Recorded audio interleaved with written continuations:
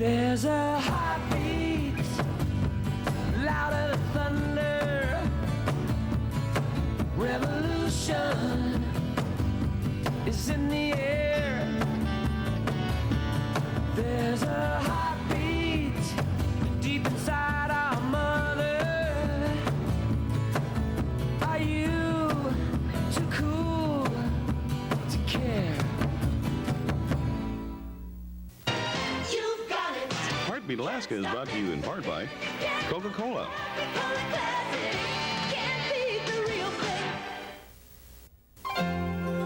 By Cook Inlet Region Incorporated, an Alaska Native corporation promoting economic and social progress for people throughout the state.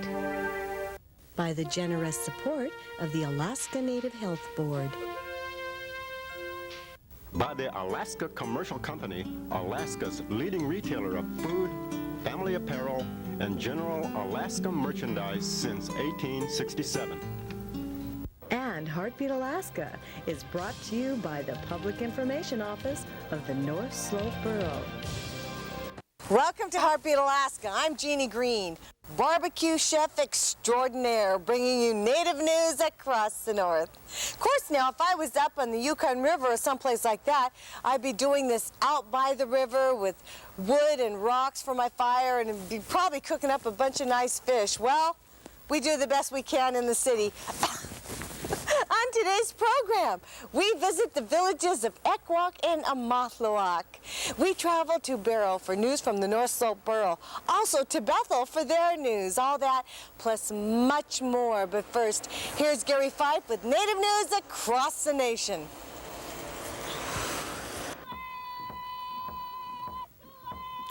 This is Native News Across the Nation. I'm Gary Fife. Native health issues are still commanding attention from the Clinton administration. National Native leaders were in Washington, D.C. this past week to speak with top federal officials at the National Summit on Indian Health Care Reform. Natives told the Clinton administration that cuts to the Indian Health Service budget would be devastating to the people who could least afford other health care reforms being discussed on national agendas. They called for reforms to be based on the principles of the government-to-government relationship, on tribal control, and on keeping the Indian Health Service intact.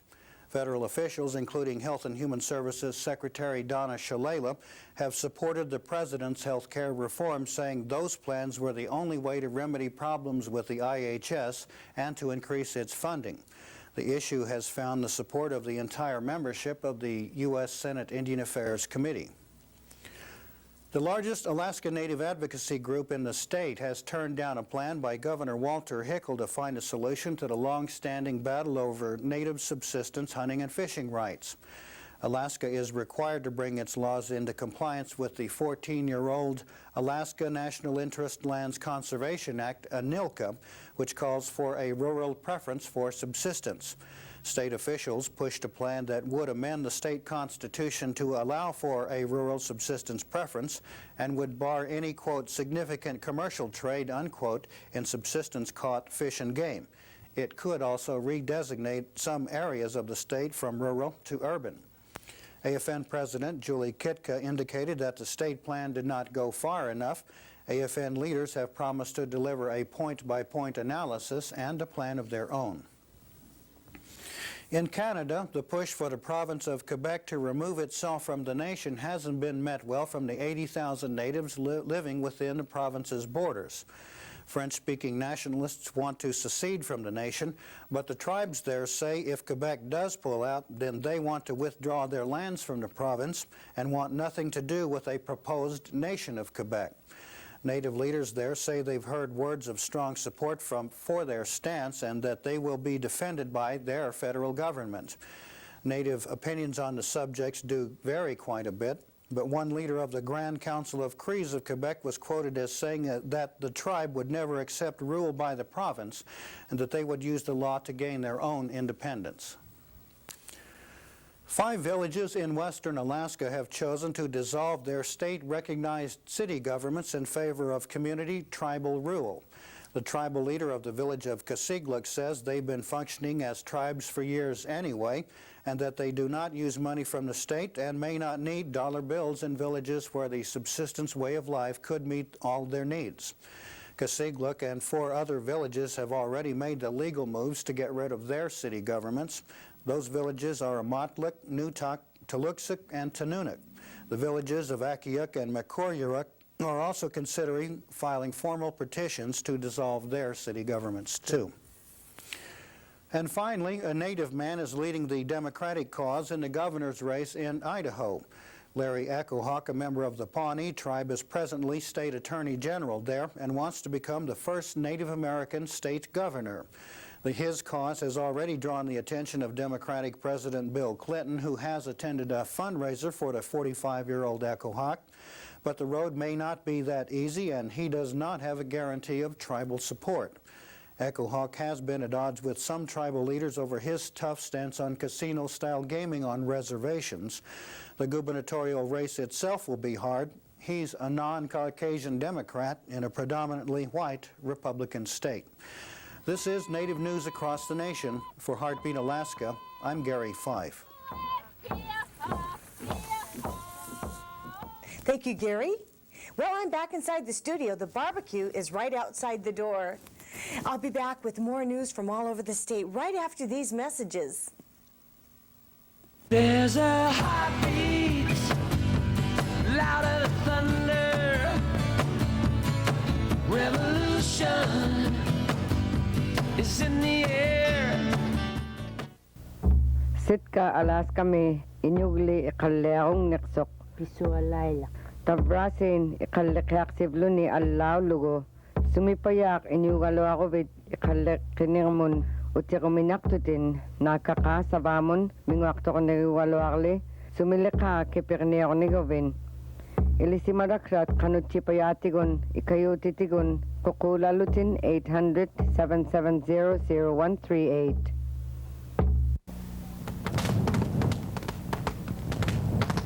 Fire can turn any room in your house into a death trap.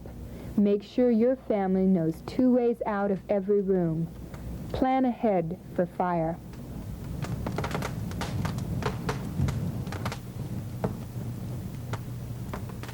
This message was brought to you by the Yukon-Kuskokwim Health Corporation as part of the National Community Volunteer Fire Safety Project. Let's turn now to the North Slope Borough with news from the North Slope Borough Public Information Office and Tina Corwin. Affordable quality housing remains an important issue on the North Slope, as it does in much of the Alaska bush. The North Slope Borough's Housing Department is taking an aggressive stand on this problem and working to develop programs that are relevant to local needs.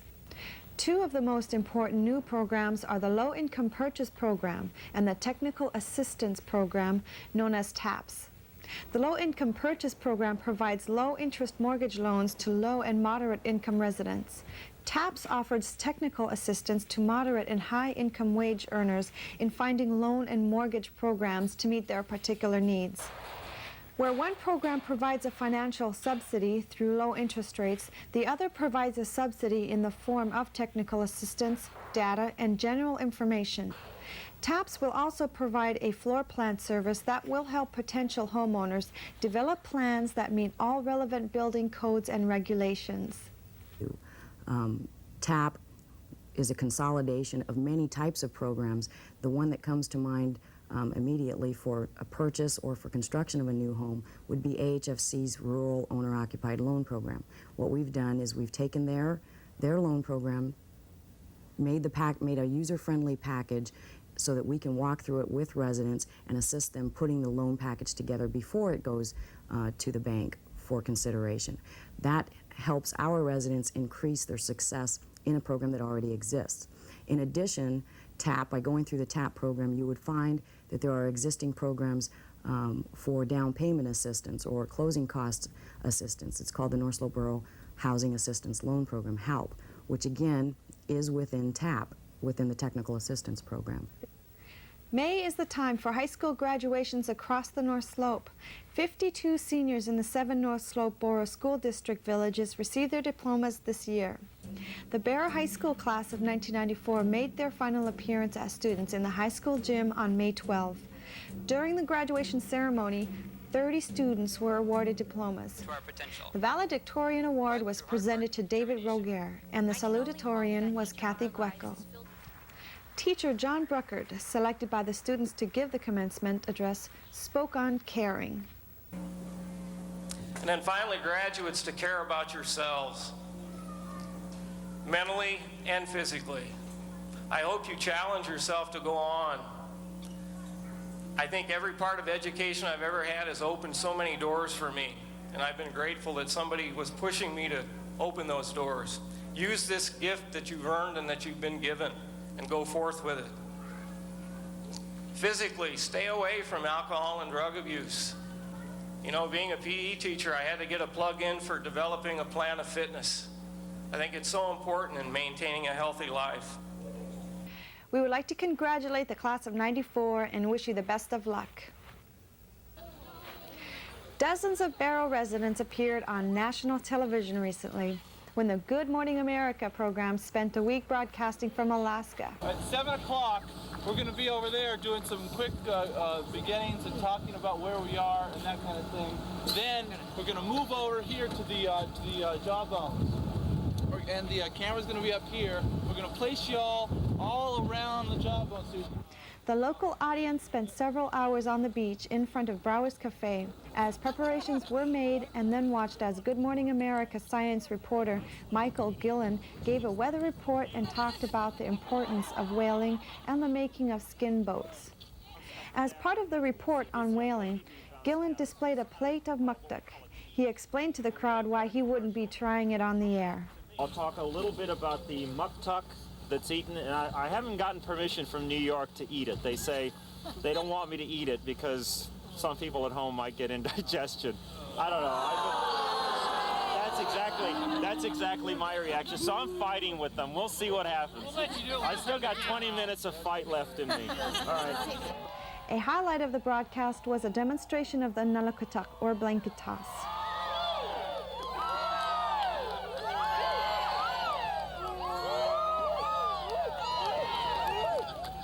For the finale, Barrow folks gave the reporters a chance on the blanket toss. But Charlie, they're being very kind to me. Usually they count to 4 and really try to toss you in 4. So shall we do it, Kita? Which means let's go. 1, 2, 3, 4, and I'm still...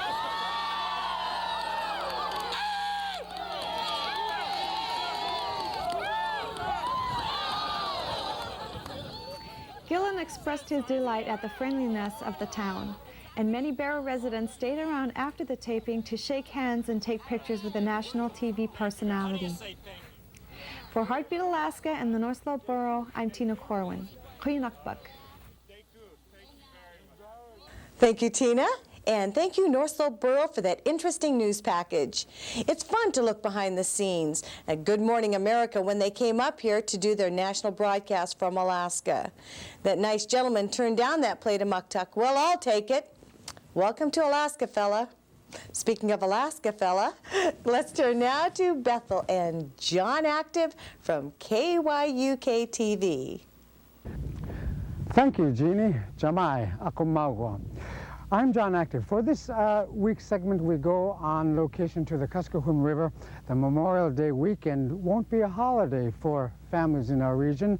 They'll be out on the river netting the first kings for their winter supply. For most Native families, this is the busiest time of the year. There's fish to catch, fish to cut, and fish to dry. The long hours of daylight mean long hours of work. This year, the subsistence catch is more important than ever because the forecast for the commercial chum season isn't good. Last year, the chums failed to return, and that brought economic disaster to the region. The Association of Village Council Presidents estimates that the failed chum run cost the region between $4 and $5 million. Joining us now to talk about the upcoming chum season is State Fish and Game Biologist Kim Francisco. Kim, why is everyone so worried that the chums may be in trouble again this year? The report The poor survival of western Alaska chum salmon actually began with the return in 1989, and it's been getting steadily worse until last year it reached critical proportions. For the 4-year-old salmon that returned last year, this year about 40% of the run returning to the Kuskokwim anyway would normally be 5-year-old siblings of those 4-year-old fish, and so we expect those fish to be weak. We're hoping that the 4-year-old fish, which we don't have a good look at yet, are going to have returned to normal strength, but we don't know that until they get here. Kim, will subsistence fishing be restricted again this year, and if it is, how? We hope that subsistence fishing won't be restricted, at least in the Kuskokwim area. There will be some restrictions in Norton Sound from the very beginning because of the much worse condition of the runs up there. If the run proves to be critically low again, however, subsistence could be restricted, and how we plan to do that this year so that we don't have to close the fishery is to restrict the gear used so that people will catch mainly either whitefish or king salmon instead of chum salmon. Will the changes in mesh size be a hardship for fishers? It will be a hardship for some fishers because not everybody has a 7.5-inch or larger mesh salmon net. And based on some work we've done in some of the local villages, we estimate that perhaps 20% of the subsistence fishers don't have a net that size. What we're hoping is that they'll either get their fish before the restrictions happen, or that they'll be able to borrow a net from somebody in the village who does have one that size to get the fish that they need. The commercial fishing season seems to be on hold for now. When will we know if there's enough fish to fish? Well, it's difficult to say for sure. The earliest we can know in the Kuskokwim is the 21st of June. Of course, it's going to vary from river to river system because of the run timing. And we will be monitoring the runs on a daily basis. And as soon as we've identified a surplus of fish, then we could have commercial fishing. Thank you, Kim. The Kuskokwim region is not the only one affected by the poor chum runs. In fact, the chum problem wasn't as bad here as in other parts of the state. The Yukon, Norton Sound, and the Kotzebue area are also bracing for a difficult summer. Every year, it seems, our native way of life is slipping away, and we have to work harder to protect it. As for me, I'm hoping to get in some subsistence fishing for my family. It's something I look forward to every year, and that's why I'll be taking a break from Heartbeat, Alaska for the summer. Reporting from public radio and television station KYUK and the Kuskokwim River, I'm John Active. Have a safe and happy summer. Thank you, John. KYUK-TV is going to take the summer off. We won't see them again until August or September. We'll miss them, but they deserve a break. We'll be back after this break with more news from Heartbeat, Alaska. Most fatal home fires occur at night while people are sleeping. Smoke detectors are essential to give you the chance to escape. To be effective, they must be properly placed and maintained. Place smoke detectors on each level of your home and in each sleeping area. Follow the manufacturer's directions for installation, testing, and maintenance. Remember, a smoke detector is your first line of defense in a fire.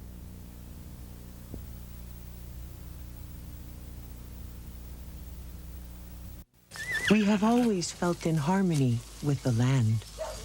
Chakome, tapiwa, ta skumok, ta tapiachu, kenok anesche, matapiwa, makaspumos, akum. Help the Soil Conservation Service help our earth. Call us today. We owe it to our children. Welcome back.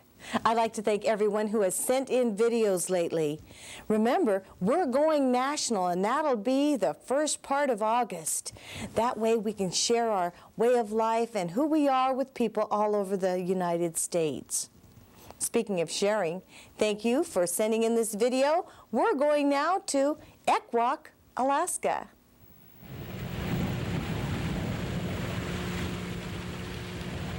May 6th was a big day in Ekwok, Alaska.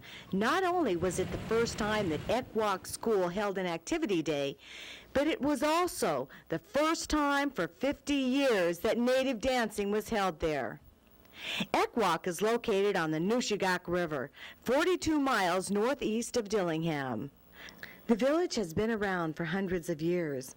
It was once known as Billy Hurley's, the name of a Caucasian trader who had a store there. Ekwok is a Yupik village, and today approximately 120 people live there, with 34 school children, including preschool. Activity Day on May 6th was a big one for Ekwok. It was the first time in 50 years that native dancers danced there. They were from New Stuyahok, and they arrived by skiff, ready for the day's activities.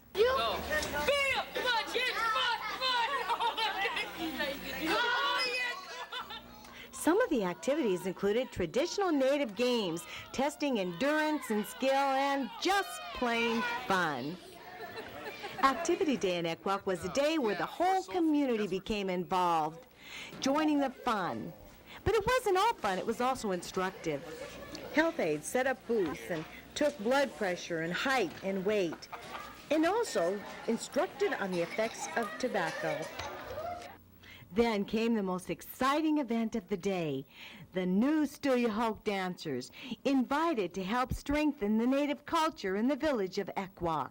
We're really excited to come down, even though lots of guys wanted to go out bird hunting. But we came down and because we're very dedicated to keeping the culture alive, and we would like to see it happen all along the river and all along Bristol Bay.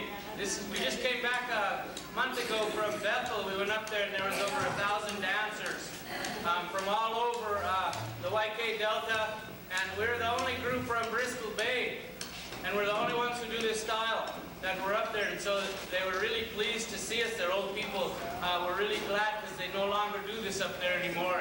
And some of those old people told us it reminded them when they were very young.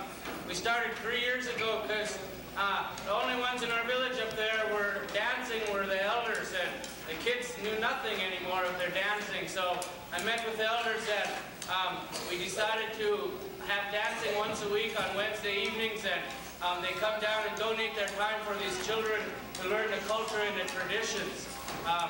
We believe it's very important that our kids know where they come from, and that it'll make them better individuals and stronger people, and our community will strengthen itself through this also.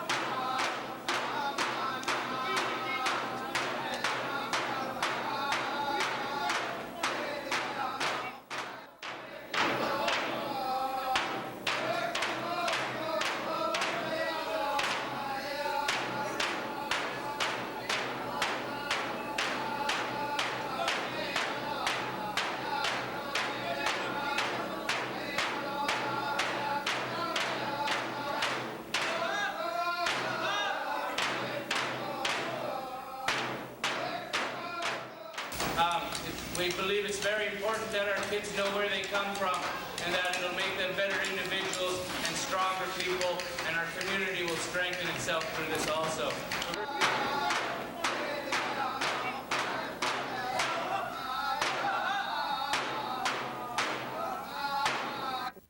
people in Ekwok are now getting ready for commercial and subsistence fishing.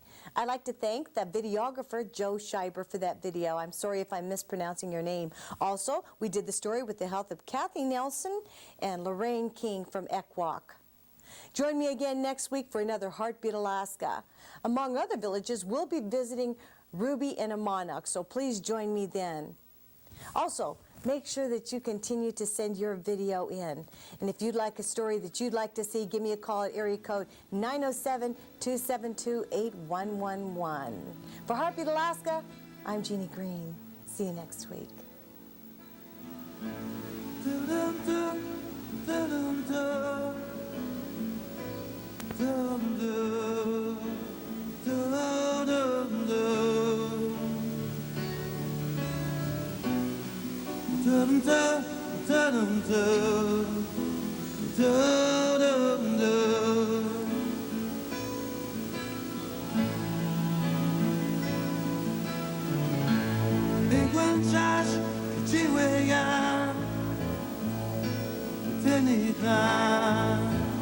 Here, tell the man.